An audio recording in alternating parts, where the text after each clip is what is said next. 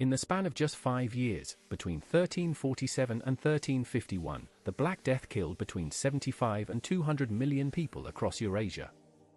That is roughly half the entire population of medieval Europe, wiped out in a single generation. No war, no famine, no natural disaster before or since has come close to matching that kind of destruction in such a short window of time. But here is the part that most history books gloss over. The Black Death did not just kill people. It fundamentally rewired how European civilization worked. It reshuffled the economy, the church, the social order, medicine, and even the psychology of an entire continent. And some of those changes, counterintuitively, made life significantly better for the people who survived. In the next several minutes, you will learn exactly how this plague arrived in Europe, what it did to medieval society at every level, and why historians increasingly argue that the Black Death may have accidentally accelerated the modern world. The most surprising insight is still ahead, and it challenges everything you think you know about plague and collapse. To understand the impact, you have to understand where this started. The Black Death was caused by the bacterium Yersinia pestis, which originated in Central Asia, most likely in the region of modern-day Kyrgyzstan or nearby areas. Genetic evidence from grave sites dated to the late 1330s points to this region as the origin point. From there, it traveled along the Silk Road, carried by infected fleas living on black rats that hitched rides on merchant caravans and trade ships. By October 1347, 12 Genoese trading ships docked at the Sicilian port of Messina. Most of the sailors aboard were already dead. The ones still alive were covered in black boils oozing blood and pus. The port authorities ordered the ships out of the harbour immediately, but it was already too late. The plague had arrived in Europe, and nothing would stop it. Within 3 years, it had swept through Italy, France, Spain, England, Germany, Scandinavia, and into Russia. It moved at a terrifying speed, approximately 2 miles per day on land, and much faster by sea. There was no understanding of germ theory at the time. Medieval people had no concept of bacteria or how disease spread. They blamed bad air, called miasma. They blamed the alignment of planets. They blamed Jewish communities, who were falsely accused of poisoning wells, leading to horrific massacres across Germany and France. In Strasbourg alone, around 2,000 Jewish residents were murdered in February 1349, months before the plague even arrived in the city. The plague itself came in 3 forms. The bubonic plague was the most common, caused by flea bites, producing those characteristic swollen lymph nodes called buboes. The pneumonic form attacked the lungs and spread through the air, person to person. The septicemic form entered the bloodstream directly and was almost universally fatal within days. In some regions, entire villages were wiped out. In others, mortality rates reached 60 or 70%. The city of Florence lost somewhere between half and 2/3 of its population within months. The church, which held enormous power over every aspect of medieval life, was devastated. Priests died alongside everyone else. In some dioceses, the mortality rate among clergy exceeded 50%. The Pope himself fled Avignon and isolated in his private chambers, surrounded by fires that he believed would purify the air. When the clergy could not explain why God was allowing this to happen, and when their prayers and rituals failed to stop the dying, the spiritual authority of the Catholic Church took a serious blow. People began to question, quietly at first, whether the Church had the answers it claimed to have. This crisis of faith created space for new ideas.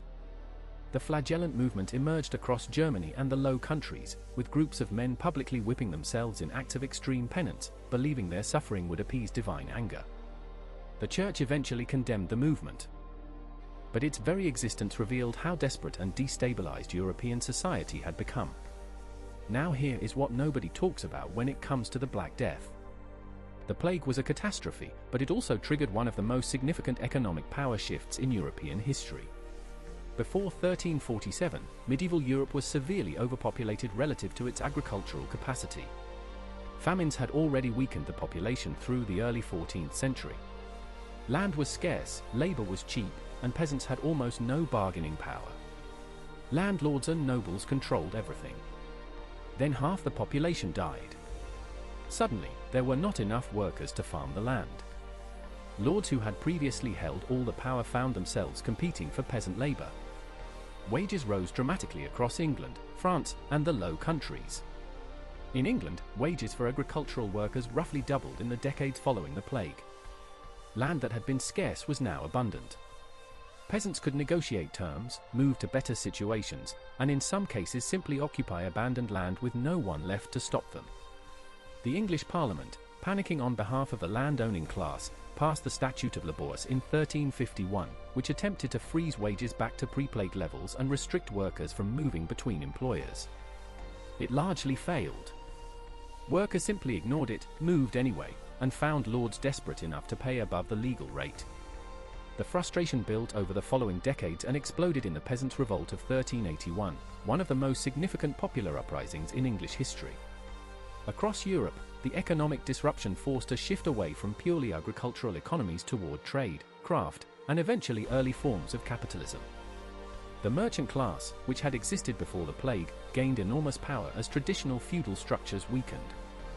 Surviving artisans and craftspeople found their skills suddenly in high demand. Guilds grew more powerful. Urban economies expanded. Medicine also changed, though slowly and imperfectly. The plague exposed the complete bankruptcy of Galenic medicine, the ancient Greek system that had dominated European medical thinking for over 1,000 years. When traditional treatments failed catastrophically, some physicians began the radical practice of actually observing disease rather than simply consulting ancient texts. This was a tiny but meaningful shift toward the empirical approach that would eventually produce modern medicine. Demographically, Europe took over a century to recover its pre-plague population. In some regions, recovery took even longer. England's population in 1500 was still lower than it had been in 1300. But within that demographic collapse lay the seeds of transformation. Smaller populations meant more resources per person for those who survived. Caloric intake improved. Average heights actually increased in post-plague Europe, a biological marker of better nutrition. The reduced pressure on land allowed agricultural techniques to improve and diversify. The psychological impact left a permanent mark on European culture. The obsession with death that characterized late medieval art and literature, the danse macabre, the endless depictions of skeletons and dying figures, the memento mori tradition reminding viewers of their own mortality, all of this emerged directly from the plague years. Death became democratized in the cultural imagination. The plague killed kings and peasants, bishops and beggars, with complete indifference. That indifference undermined the medieval idea that social hierarchy was divinely ordained and permanent. Writers like Giovanni Boccaccio, who survived the plague in Florence, captured this psychological rupture in the Decameron, written between 1348 and 1353.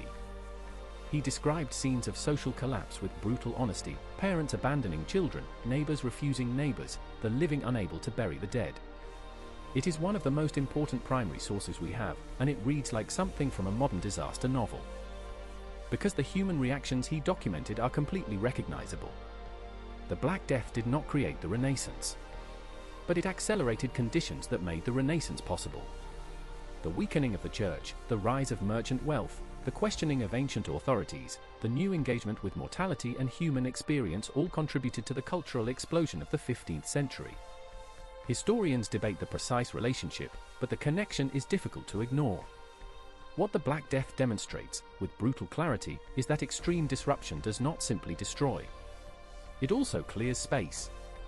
It breaks systems that might otherwise have persisted for centuries. It forces adaptation.